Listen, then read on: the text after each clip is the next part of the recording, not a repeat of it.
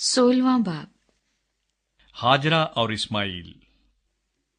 और अब्राम की बीवी सारी के कोई औलाद न हुई। उसकी एक मिस्री लौंडी थी जिसका नाम हाजरा था।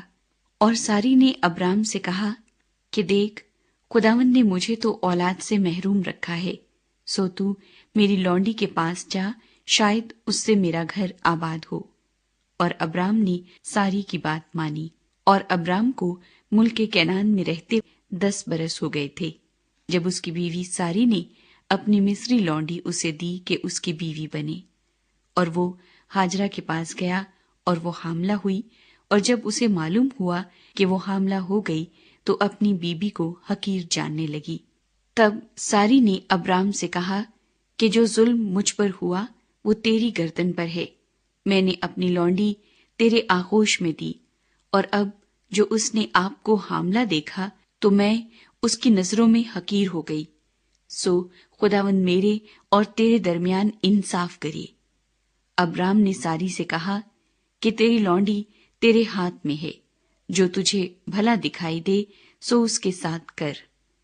तब सारी उस पर सख्ती करने लगी और वो उसके पास से भाग गई। और वो खुदावंद के फरिश्ते को बियाबान में पानी के एक चश्मे के पास मिली। ये वही चश्मा है जो शोर की राह पर है। और उसने कहा, ऐ सारी की लौंडी हाजरा, तू कहाँ से आई और किधर जाती है? उसने कहा कि मैं अपनी बीबी सारी के पास से भाग आई हूँ। खुदावंद के फरिश्ते ने उससे कहा कि तू अपनी बीबी के पास लौट जा और अपने को उसके कब्जे में कर दे। और खुदावंद के फरिश्ते ने उससे कहा कि मैं तेरी औलाद को बहुत बढ़ाऊंगा, यहाँ तक कि कसरत के सबब से उसका शुमार न हो सकेगा।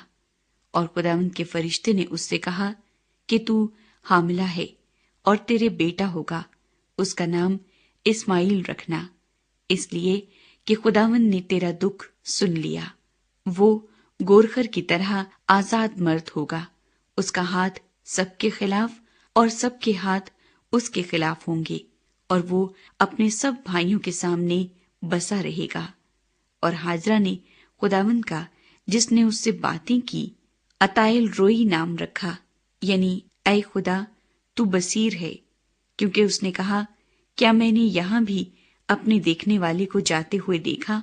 इसी सबब से उस कुएं का नाम बीर लही रोई पड़ गया। वो कादेस और बरिद के दरमियान है।